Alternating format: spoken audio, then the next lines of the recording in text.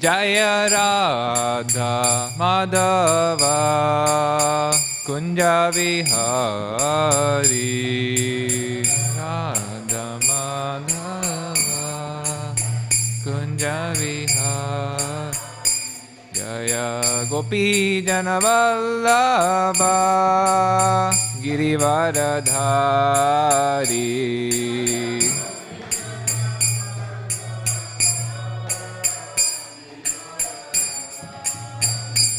Jaya Gopi Janavallabha Girivaradhari Gopi Janavallabha Girivaradhari Yashodanandana Vraja Janaranjana Yashodananda Yashodanandana Vraja Janaranjana Yashodanandana Vraja Janaranjana Yamuna Tiravanachari Munani Yamuna Tiravanachari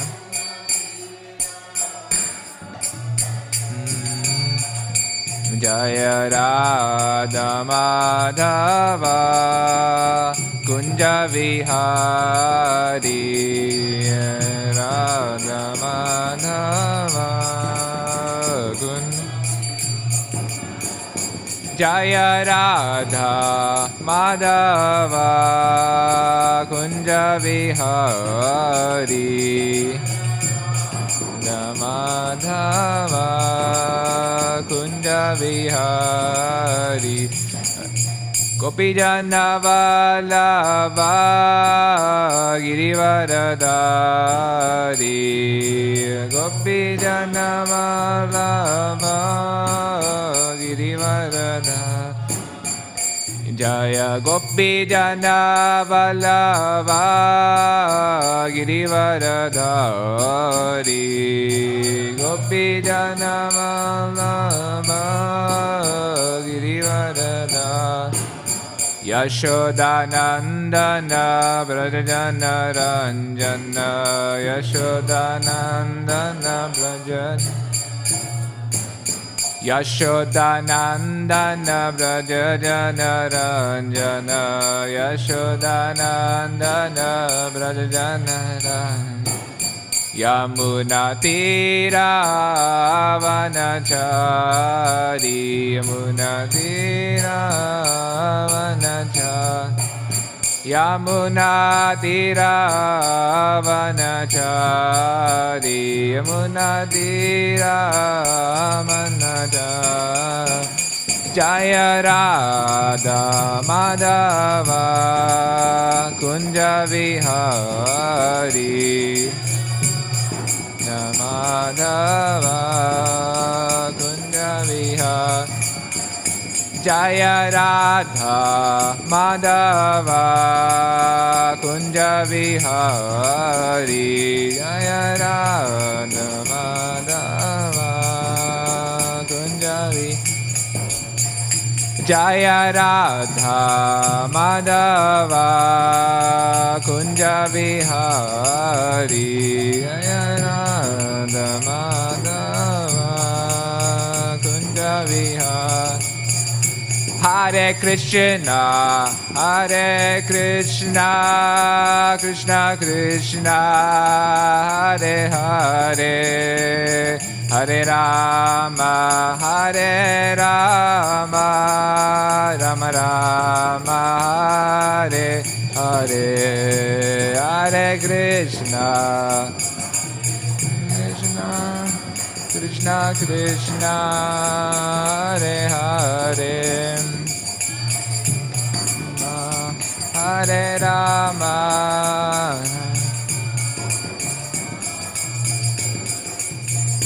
Hare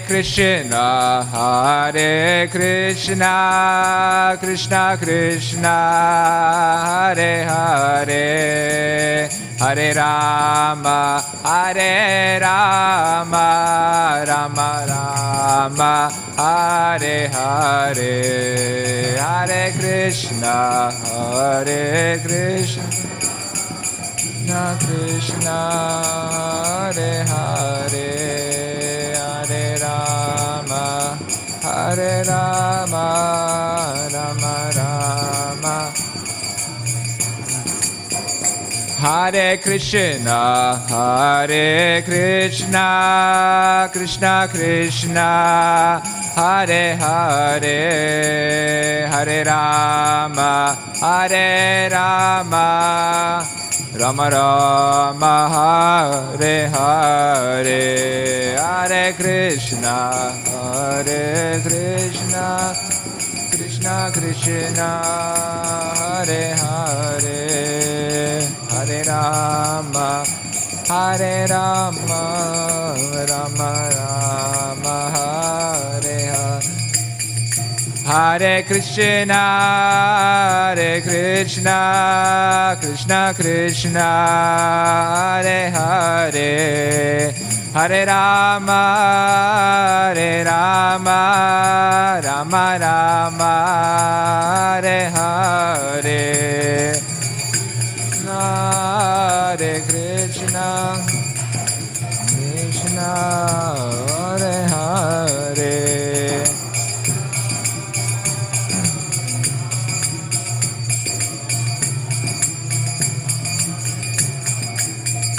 Hare Krishna, Hare Krishna, Krishna Krishna, Hare Hare, Hare Rama, Hare Rama, Rama Rama, Hare Hare.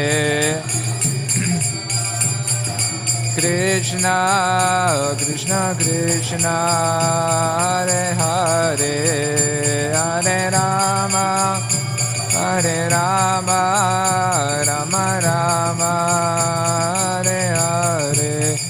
Jaya Jaya Prabhupada, Prabhupada, Prabhupada, Jaya Jaya Prabhupada, Jaya Jaya Prabhupada, Prabhupada, Prabhupada, Jaya Jaya Prabhupada.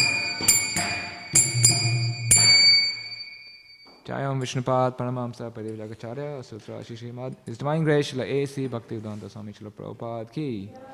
Prem se go Shri Krishna Chaitanya Prabhu Nityananda Shri Advaita Gadadhar Srivasadi Gaur Bhakta Ki. Nitai Gaur Premanande. All glories to the assembled devotees. All glories to the assembled devotees. All glories to Shri Shri Guru and Gauranga. Om Namo Bhagavate Vasudevaya.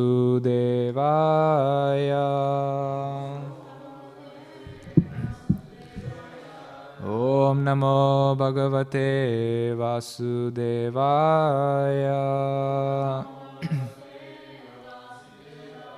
Om Namo Bhagavate Vasudevaya.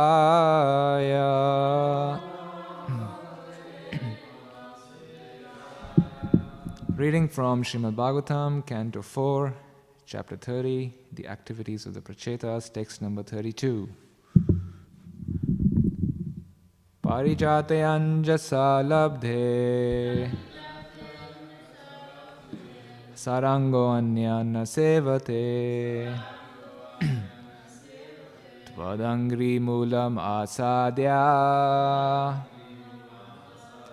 sakshat kim kim vrinimahi parijate anjasa labdhe sarango anyana sevate tvadangri mulam asadya sakshat kim kim vrinimahi parijate anjasa labde sarango anyana sevate tvadangri mulam asadya Sakshat kim kim rinimahi.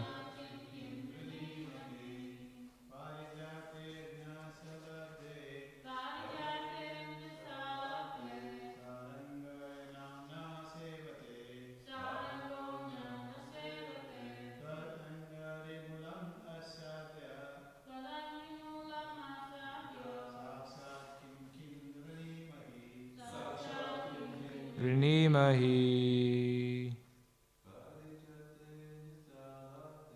Parijatan jasalabde.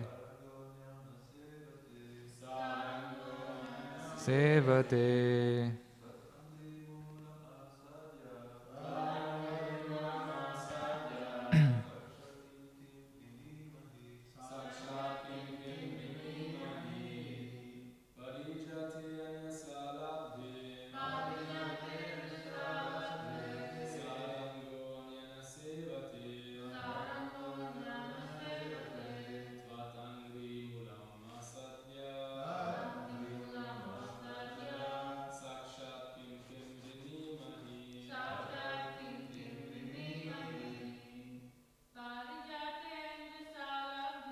Parijatanjasalabde.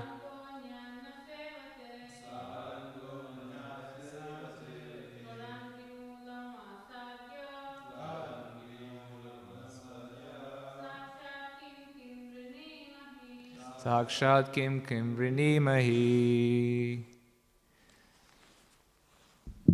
Parijate, the celestial tree known as Parijata. Anjasa, completely. Labdhe, having achieved.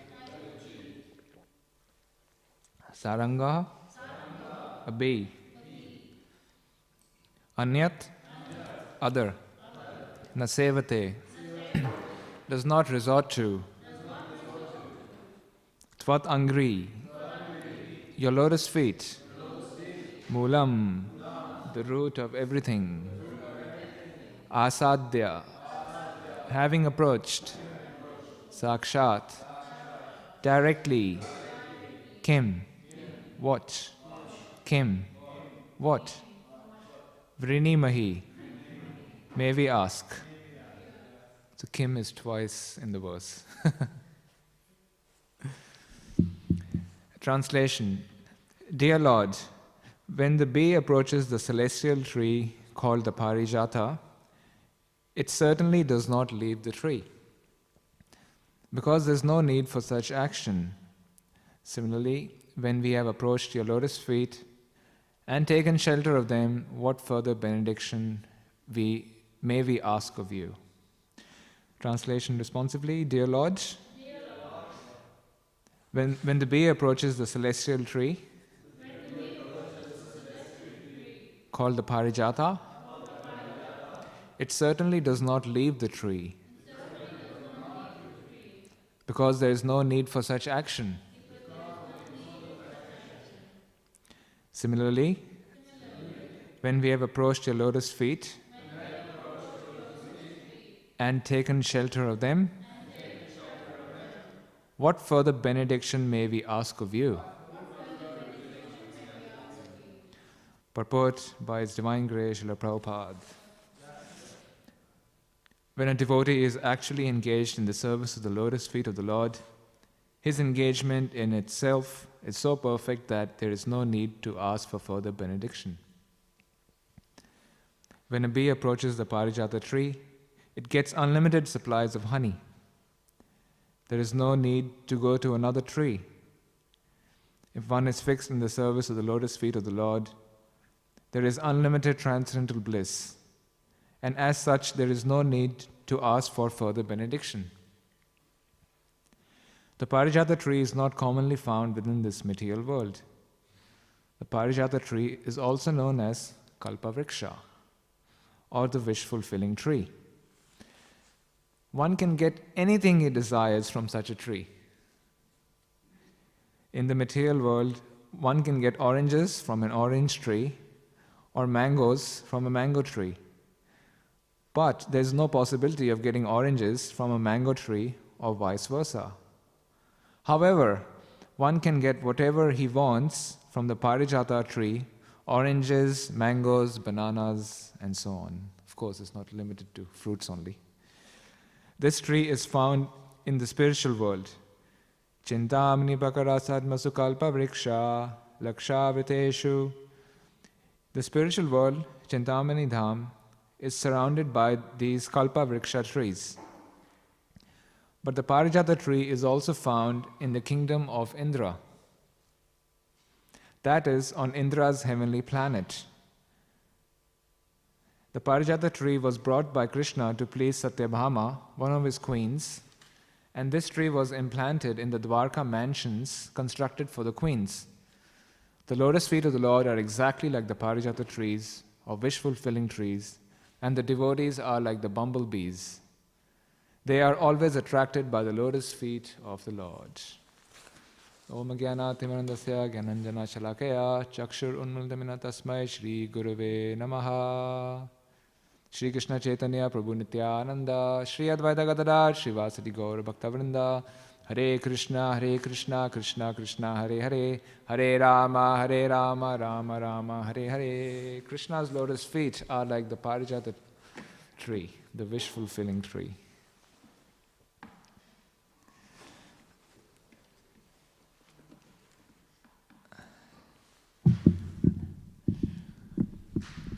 So that is the beauty of the lotus feet of the Lord. They are so beautiful and so amazing. They're compared to the Parijata tree, because they can fulfill any of the desires we have. So we are full of desires. The living entity, by nature, or any living entity, to be conscious means to have desires. That is the meaning, to be conscious. So regardless of the type of living entity in the material world, we all have various desires. So last time when I gave class, we were talking about how desires are natural to the living entity. There's desires which are as a result of having a body, and then we have spiritual desires. So in this world, people are always desiring, right? Different things. And we think to have desires is normal. Yes, it is normal to have desires. But in the conditioned state, we don't realize the type of desires we have and what the consequences of engaging in those desires are. Just like there is analysis done on almost everything in this world, but there is no analysis done on the nature of desires. It is thought that if we simply have desires, then they will be fulfilled. If we strive for them, if we strive by appropriate means, the understanding is they will be fulfilled. But the nature of material desires is such that they are very, very difficult to fulfill.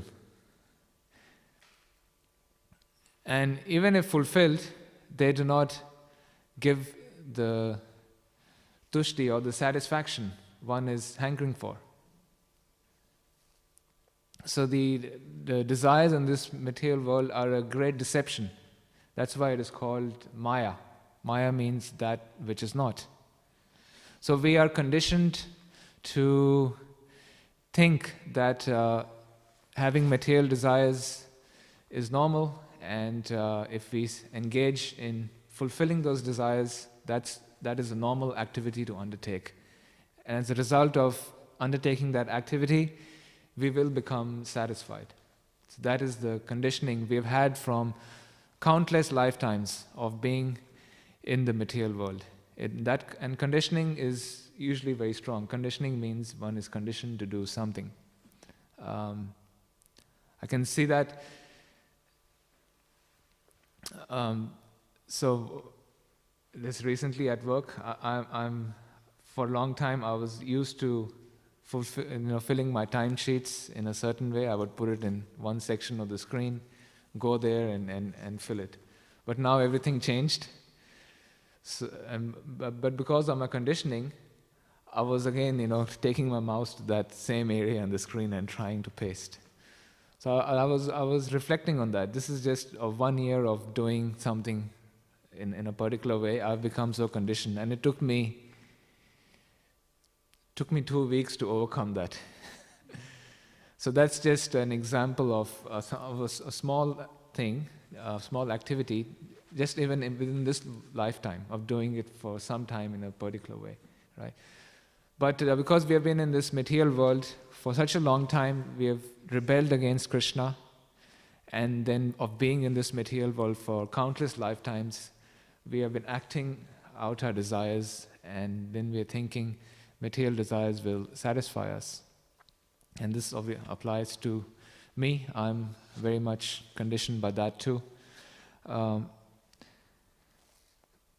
But that's the nature of material desires. The Supreme Lord explains, the Shastras explain that they cannot be fulfilled no matter how much we try. And in fact, they cause so much grief in the process of trying to fulfill them. One has to endeavor laboriously to fulfill those desires.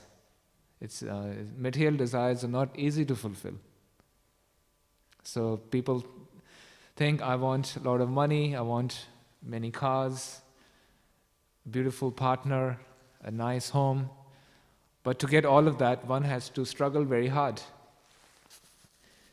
And then if you get that, then one has to maintain it.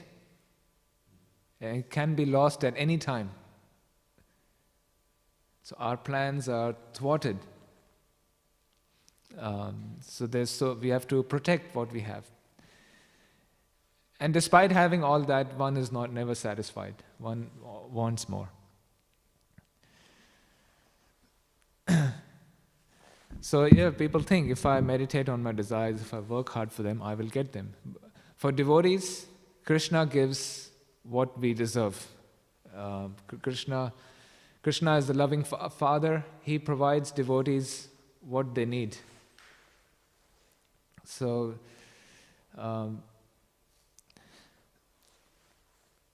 we might not like that, just like children don't like what their parents give them, or the parents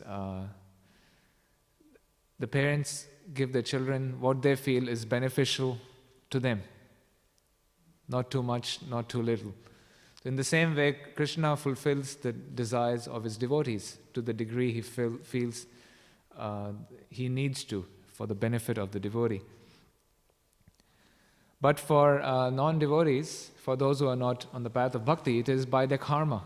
By the karma, they are given certain level of facility and a certain type of body, certain amount of wealth, beauty, etc. is given by their previous karma. But because we have so strong material desires, quite often when one has so strong desires, they impel one towards sinful activities. It's said in the 5th canto, Nunam pramate kurute vikarma yad indriya pritiya aprinoti nasadu manye yat atmanoyam asan api kleshada asadeha. Translation: when a person considers sense gratification to be the aim of life, he certainly becomes mad after materialistic living and engages in all kinds of sinful activity. So that is a result of being obsessed by material desires. The scripture explains that when one is obsessed, like one has an obsession about something, obsession means they're thinking about that activity day and night. It consumes their whole being, an obsession. So when is obsessed by not only one material desire, from the perspective of the scripture, when one is obsessed by any material desire, he becomes mad. So one, not mad in the ordinary sense, but mad in the sense that one becomes mad to fulfill those desires. And in the process, one commits vikarma, or sinful activities. So that's, if you look at the world, that's what's happening at the moment. Because we are mad to fulfill our desires. We are thinking, if I get this, I'll be happy. If I only get this, or if I only get that. And in the process, we are not hesitating to commit sinful activities to achieve those. Right? So there's so much, animals are killed, cheating is happening, there's deceit, there's so much greed. As a result of that, there's all kinds of deceit. So in this way, so many sinful activities are committed. Someone is unfairly treated, or they're even killed. So that's the nature of having very strong material desires. And that's as a result of being on the sensual platform, which most of the people are on that platform. Most of the people are on the sensual platform. Then some people are on the mental platform.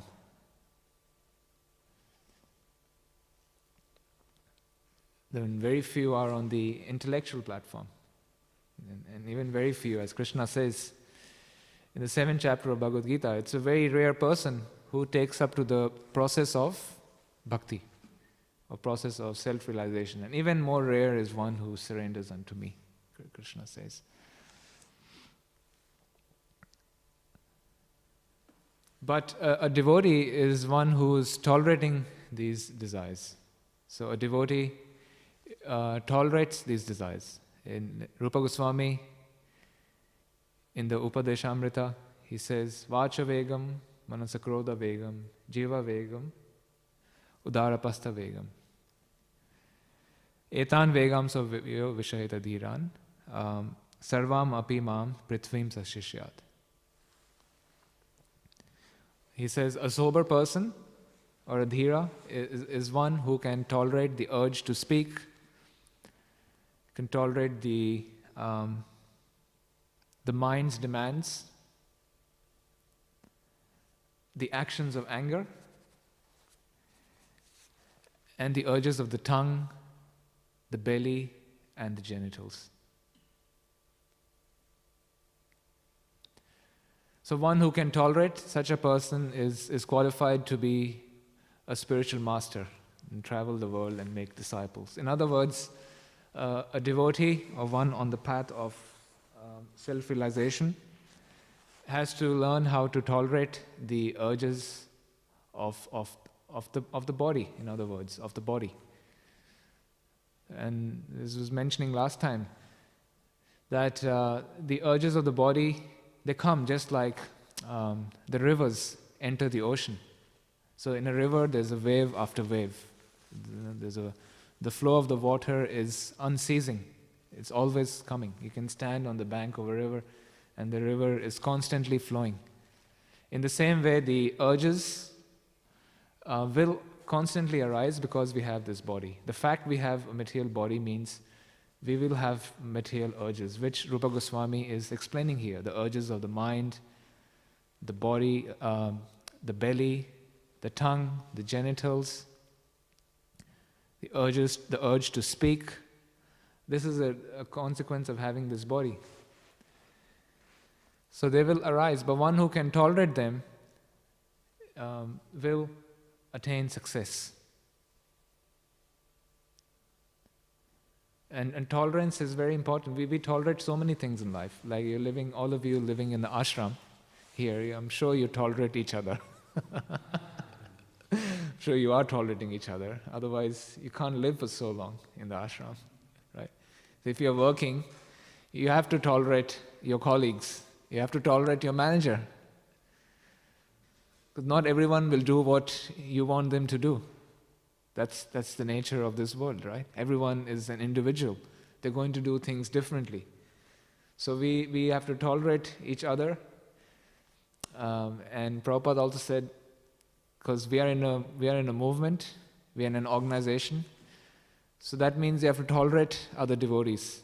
Everyone will do things differently, not behave the way you want them to behave, or sometimes not even behave in line with the teachings.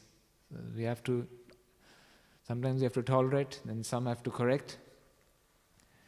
So in the same way, we have to tolerate the urges of the body. We have to tolerate the material desires which will always arise. These are the strong urges. And one who can tolerate, Rupa Goswami is saying, such a person is a dhira. So the word dhira is mentioned in various places in the scriptures. In the Bhagavad Gita also it is mentioned. A dhira is one who can tolerate the appearance and disappearance of happiness and distress, like the appearance and disappearance of the seasons. So the word dhira is used various places in the scripture. And tolerance comes by practice. It doesn't come overnight. So this is something it comes by practice, by practicing and by having, and more importantly, by the practice of Krishna consciousness. So by the practice of Krishna consciousness, by the chanting of the holy names, and by engaging in devotional service, by that we are able to tolerate the urges of the body, and the material desires that arise. On our own, we cannot tolerate. We can try to tolerate, but ultimately we won't be successful on our own. Because Maya or material nature is so strong. Krishna says, Daivi esha gunamayi mama maya duratyaya. Mam evaya prapadyante mayam hetam taranti. He says, this material energy of mine is very powerful. It is very difficult to overcome. Because it is Krishna's energy. It is Krishna's energy. We are also Krishna's energy, but we are the minute spiritual living entity. Because we are tatashta, we are very minute. We can be overcome by Krishna's material energy, which is very, very powerful. But if we take shelter of Krishna's spiritual energy, if we take shelter of the Lord, then we can overcome the material energy. Otherwise, to tolerate is extremely difficult. We are against. It's like you're trying to swim up, against the current. It's like trying to swim against the current. Or you're riding against a very strong headwind. Right? I cycle. So, if you live in some countries like New Zealand, I was looking at the weather forecast, and in early June, they had average wind speeds of 70 kilometers per hour. It's the world's windiest city. So sometimes they have very, very strong winds because of the nature of where it is situated. And there was one video I was watching. Sometimes the wind blows at 200 k's an hour. A few times a year. So if you're trying to walk against that, what hope do you have? If you're trying to ride against it, what hope do you have? You'll be totally worn out, and you could do for maybe a few minutes, but then you'll be, even at 50 k's an hour, it totally weighs you down. And it's a miserable experience.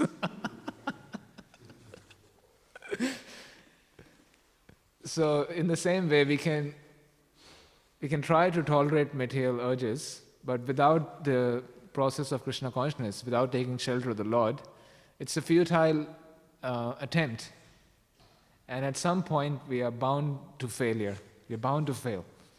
Because we haven't taken shelter of Krishna, who gives, Balaram gives the spiritual strength. So one who is not on the path of bhakti, they will be overwhelmed by their material desires.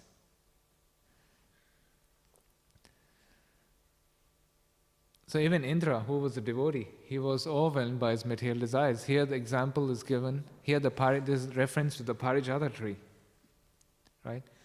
So one time Narad Muni, he came to Dwarka, he gave Rukmini the Parijata flower. So he gave Rukmini the Parijata flower. And this flower is very, very fragrant and very beautiful. So Satyabhama, who was also one of Krishna's queens, she felt, I don't have this flower. She was feeling left out. And she wanted this flower. And Krishna, to pacify her, he said, okay, not only will I give you the flower, I'll give you the whole tree. Krishna promised to give Satyabhama the whole tree. So then, fast forward. One time Indra came to Dwarka because this demon, Bhaumasura, he had stolen the earrings of Aditi. So these were not any ordinary earrings. They were not your artificial jewelry. They were very special earrings, mother of the demigods. So the earrings of Aditi were stolen by this demon, Bhaumasura, who was very puffed up because of his strength and wealth. He became very proud, and because of this strength, he went and stole the earrings of Aditi. He stole Varuna's umbrella, and he even captured some mountain, I think. So he captured all these things, and Indra, he came to Dwarka to lodge a complaint to Krishna. So Krishna decided to take action against the demon Bhaumasura. And then Krishna took Satyabhama along with him on his carrier Garuda. So Garuda is Krishna's bird carrier, massive bird with very powerful talons. And they flew to... does anyone remember Bhaumasura's kingdom name? Can't remember. So he went there. And this kingdom of Bhaumasura was heavily fortified. Prabhupada says even by modern means, it was highly sophisticated. So this kingdom was heavily fortified. It had 4 forts. Was surrounded by water. Then the palace was surrounded by a moat. It was even surrounded by like a gaseous... surrounded by gas. It was a very sophisticated arrangement by barbed wire, electrified wire. So Bhaumasura had heavily fortified, and the demon Mura was sleeping within the water. So Bhaumasura had all his defenses, and he had captivated 16,108 princesses over there, right? So he had captured them. So Krishna went there, and with his club, he destroyed the 4 forts.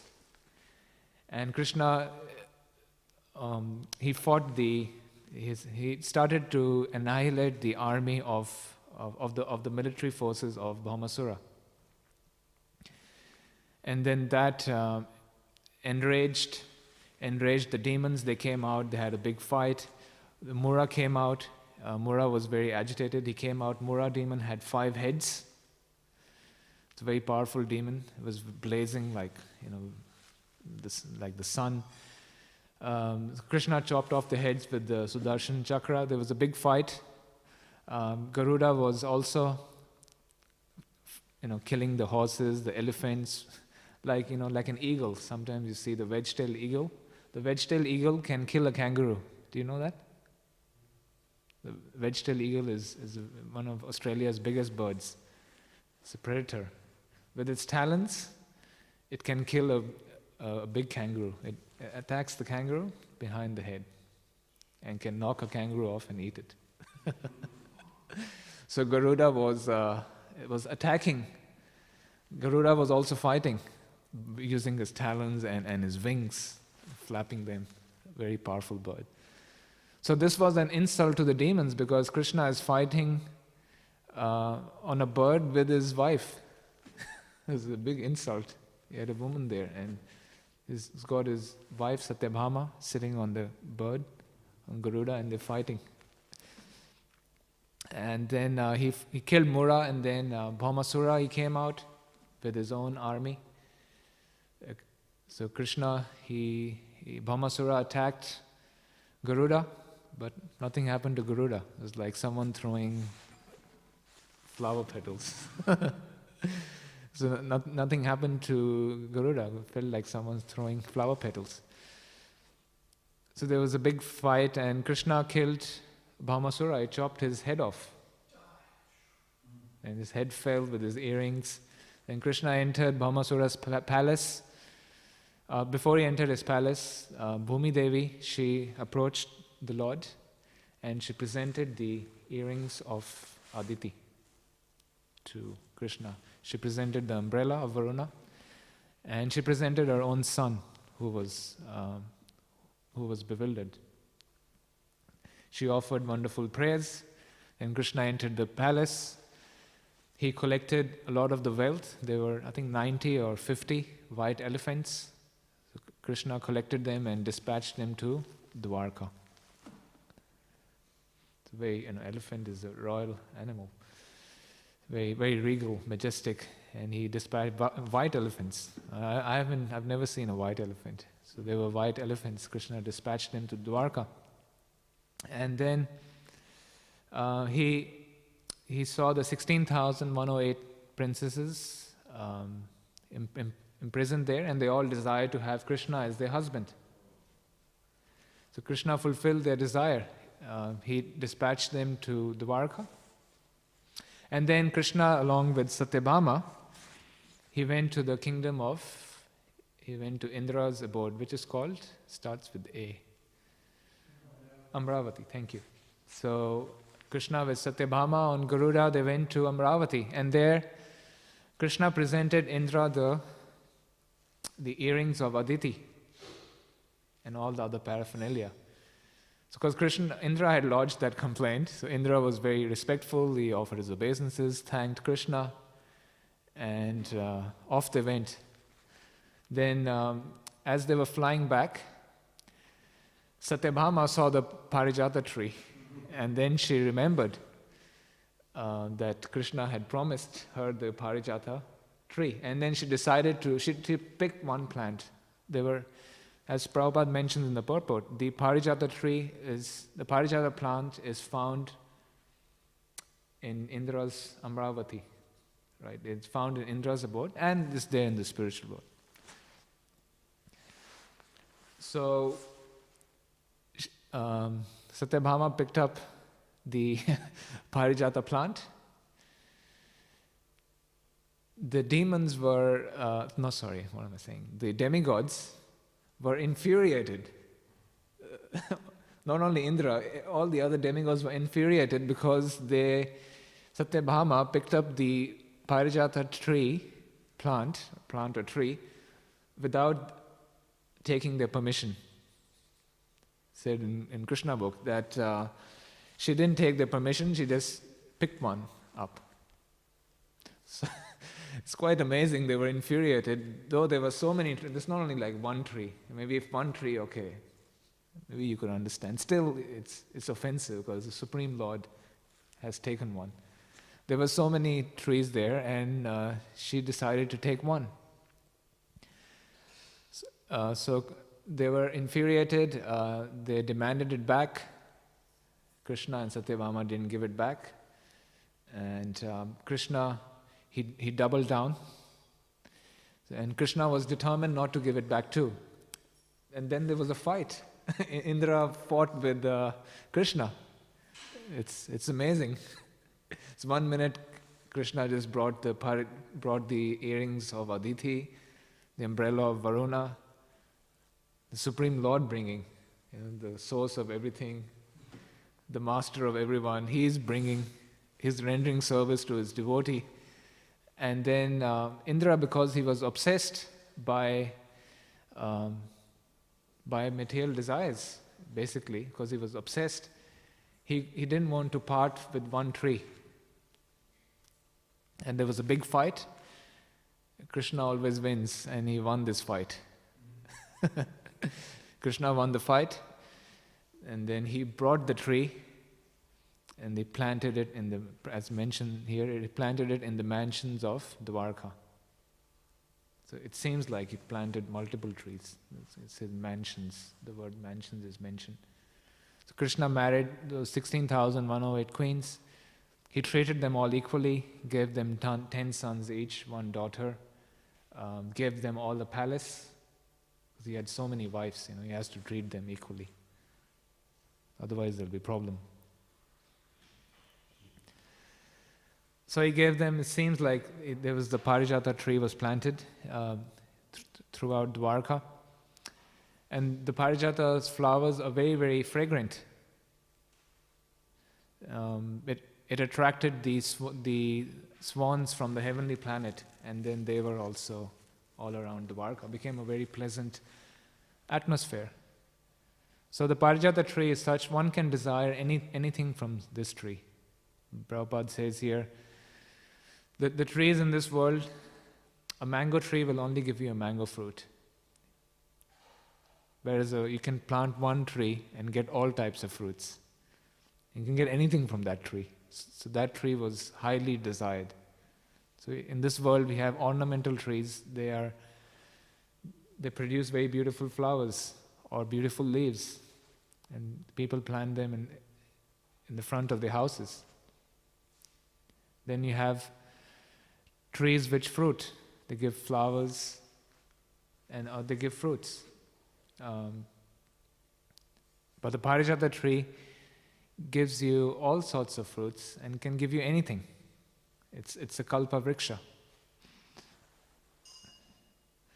So one time Indra, again he was bewildered. The point is, when one is infatuated by material desires, one is never satisfied. So Indra had everything, still he wasn't satisfied to let go of one.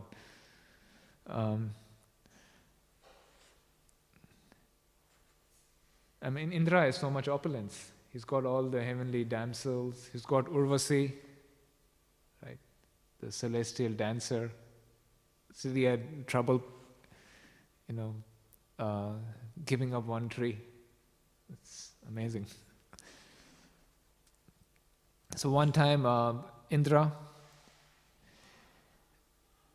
he got attracted by Gautam Muni's wife. Her name was Aloya. So Indra was attracted by Gautam Muni's wife because she was very, very, extremely beautiful. So Indra, as I was saying, he has everything. He has Urvasi, he has all the damsels over there. But he wanted to have an affair with Gautam Muni's wife. He tried various things, but ultimately what he did was, he assumed the form of Gautam Rishi. So while Gautam Rishi was away, he went and enjoyed with her. And later Gautam Rishi, when he found out, he cursed Indra and he cursed his own wife as well. So the point is, he had everything, still he wasn't satisfied. And one time Indra, he was, we know the Govardhan Leela. So the system is the people perform sacrifices. Krishna outlines the system in the Bhagavad Gita for mankind. Krishna says that one who simply takes, but doesn't give in sacrifice, is a thief. Right? Because they're not acknowledging the proprietor of everything. So the system of sacrifice is, in order to protect one from sinful activities, the system for most people was they would engage in sacrifice to the demigods because they want to fulfill their materialistic desires. And in that way they try to acknowledge that there is a higher force above them. Right? So the modern man thinks that it's just me, there's no higher forces. The weather is there, the weather is outside our control, but ultimately there's no one who's controlling the weather. That's what people think. But before, people had an understanding that the weather is controlled by living entities, by the demigods. It's not just happening by itself. A gale force wind, or a storm doesn't come by itself. So people would engage in sacrifice, in doing yajna to please the demigods, so they can be prosperous in this world and their desires are fulfilled. So the tradition was to offer sacrifices. And Nanda Maharaj, every year he would offer sacrifice to Indra. He would do the Indra Yajna. And Krishna saw this and he said, there's a whole beautiful conversation between Nanda Maharaj and Indra. And basically what the conclusion of that was, Krishna said, you offer the sacrifice to Govardhan, and then I will expand myself and eat the yajna. Don't offer it to Indra. Because Indra was puffed up by his profit, adoration and distinction he was receiving from everyone. So Indra was not only getting from people in Vraj, but Indra, you can very confidently assume that he was getting yajnas from throughout the planet, because at that time Vedic culture was very widespread. So it was just not one tiny tract in Vraj who were offering yajna. It's not like the residents of Vrindavan stopped. No, there's no yajna happening. You can confidently assume that it was taking place very broadly speaking. So Indra was infuriated because one yajna stopped for him. But the yajna was happening to Krishna, who is even the Lord of Indra. Because Indra was so absorbed in his profit, adoration and distinction, he didn't see that the yajna is happening for the Yajneshwar, right? The Lord of all sacrifices. So the demigods should be pleased when Krishna is worshipped, because Krishna is their master. But Indra, he thought Indra was bewildered, he got puffed up by his position, and he decided to kill the residents of Vrindavan by sending what's the name of the clouds? Samvartaka? Yeah, Samvartaka clouds. And he decided to flood them and kill them. Kill the devotees. And cause great inconvenience to Krishna as well. Of course, there was no inconvenience to the Lord and the devotees, because Krishna lifted the Govardhan hill and smashed Indra's pride by lifting it on the pinky finger for a week. And despite his efforts to inundate Vrindavan for a week, nothing happened. In fact, the hill was not damaged as well. So his pride was totally smashed.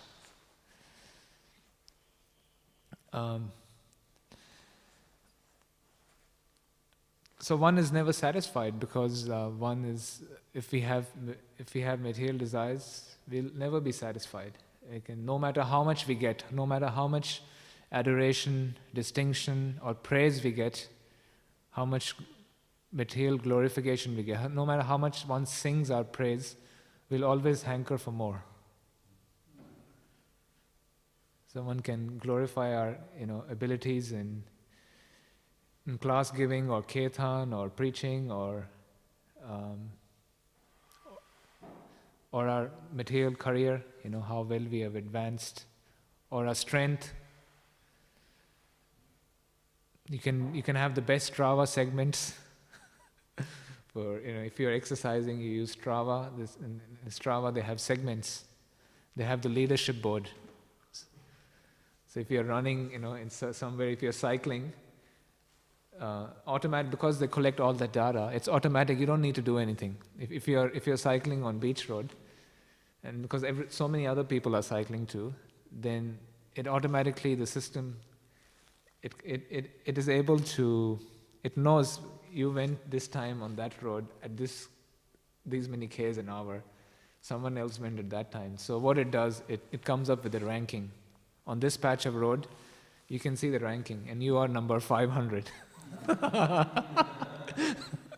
Or you're number 1. You set a personal record, or even, so that's called a Strava segment or leadership board. So you can, research has found that people become very competitive. And they're going so fast so they can come very high on the leadership boards. So one is never satisfied. That's the point I'm making.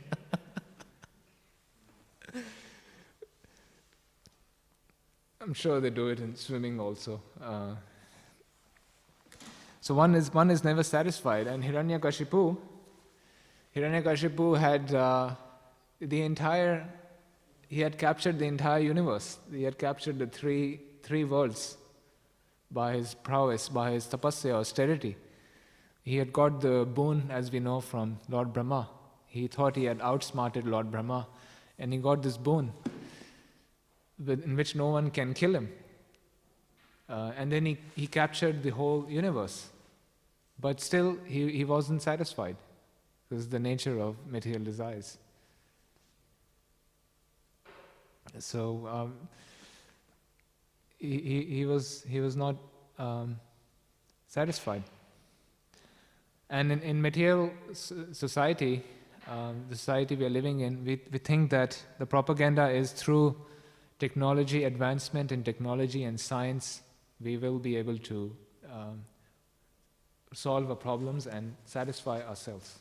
But that is an illusion. We'll never be able to satisfy ourselves.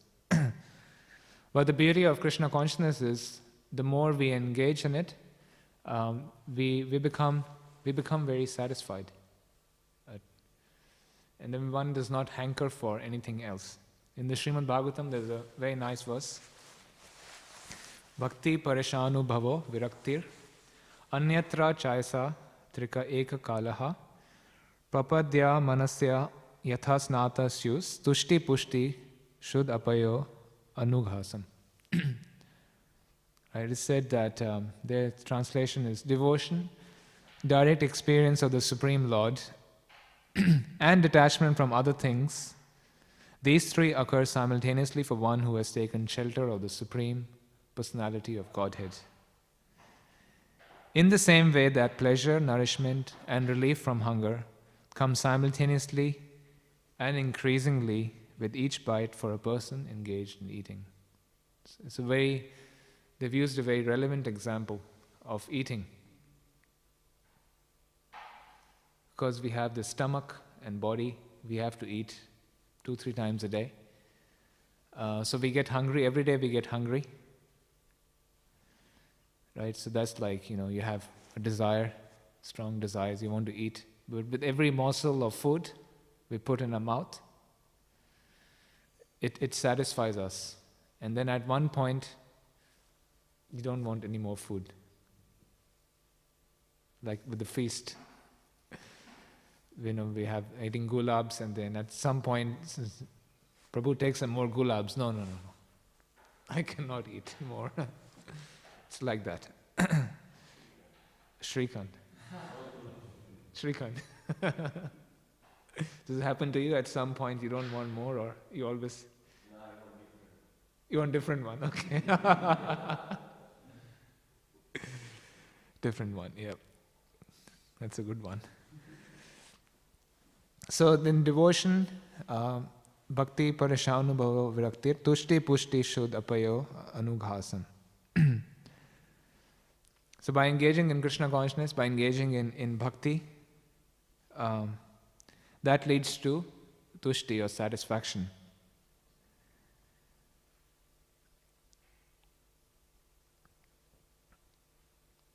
Then because of that satisfaction, one does not hanker for material sense gratification. Basically, one does not hanker for sense gratification because of engaging in Krishna consciousness. So of course all this I've said, but I'm nowhere there. I need to deepen my practice myself and try to overcome material desires.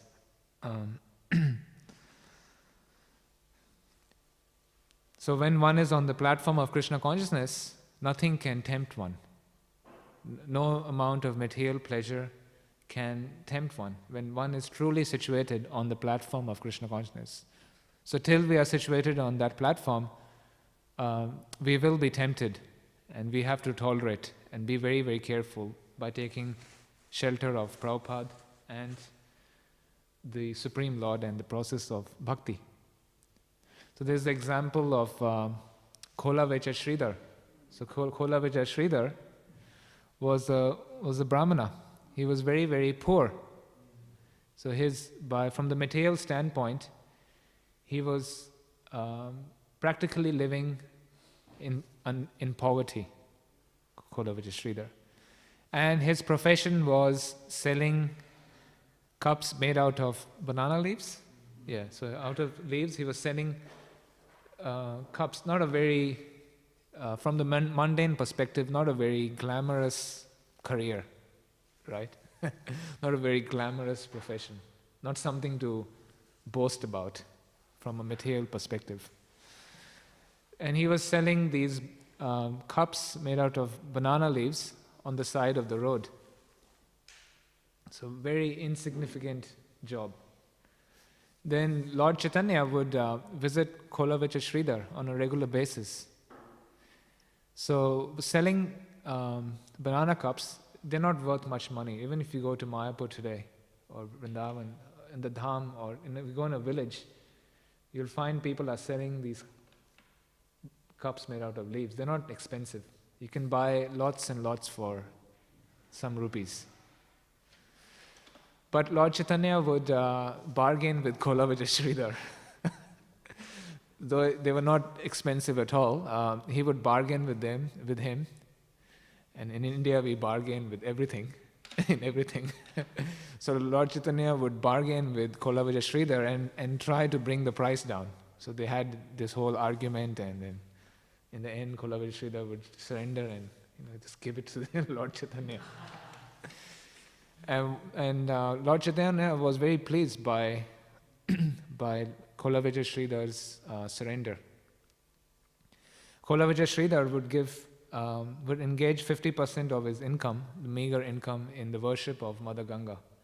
And with the other 50%, he would sustain himself, which is quite amazing on such a small income, if you think about it. His income was hardly anything. And then Lord Chaitanya was very pleased with him, so one day he revealed himself to Kholavecha Sridhar, and he said, now you can ask from me any benediction you like in this world. So if we consider where Kholavecha Sridhar is coming from, he's in poverty, practically speaking, not in a very glorious profession from a material perspective. So someone like that will be tempted to ask for, you would think that someone in his position would say, maybe give me a nice house, comfortable, some money. That's all I want. At least give me the basics. So Lord Chaitanya said, you can take anything you like from me. I'll give you anything in the three worlds. But Kholavecha Sridhar said, no, I don't want anything. I just want service at your lotus feet. So the point being, one who is firmly situated, they are not distracted by anything material. We are not on that platform, and we cannot imitate Kholavecha Sridhar. But someone who is truly situated on that platform, they are fixed, and they are not thrown off by the tricks of Maya. Even Haridas Thakur was approached by Maya Devi herself, right? She came to tempt him, but Haridas Thakur, he said, she wanted to enjoy with Haridas Thakur, but Haridas Thakur said, not right now, I need to finish my 192 rounds, which apparently takes the whole day. He said, once I finish my rounds, I will satisfy your desires. But the rounds would never finish. And then the next day would come. in this way, he was not tempted. So in other words, a very beautiful woman approached him in the dead of the night, when the mode of ignorance is very strong. At such a time, alone, in isolation, no one's watching, Haridas Thakur was not tempted by Maya personified. So one who is on the path of bhakti, who is firmly situated, is not tempted by Maya. But of course, we are not like Haridas Thakur and Kholavacha Sridhar. Chances are we will be tempted. So don't try that. Don't try anything remote to that, because we will be tempted. Very likely, I like. So wealth, position, beauty, these things are traps, are obstacles for one who is on the path of bhakti. And one has to be careful when dealing with these things. The best way is to engage it in Krishna's service. And that's what Krishna says in the 5th chapter of Bhagavad Gita, Bhoktaram Yagatapasam Sarva Loka Maheshwaram. He says, I am the proprietor of everything. So if we engage our assets, we all have certain assets. Some assets we are born with, others we acquire, or they come to us by our karma. So some people are born with the asset of beauty. They're very handsome or they're very beautiful. Some people are born with the assets of great learning. Right? They're very learned. For them, learning comes naturally. No problem. Right? Like for you, it comes naturally. For others, strength. There are some people, the body is very strong, naturally. Then for others, what is it? Janma, high birth is natural. They're born in a rich aristocratic family. So for some, wealth is natural. For some, beauty is natural. For some, learning comes naturally, doesn't take much effort. So these are assets given to us. If they're engaged in the service of the Lord, then they don't become our downfall. Otherwise, these very same assets become our downfall. And then we commit vikarma or sinful activities. So leave it there. Have any comments or questions on what we discussed today?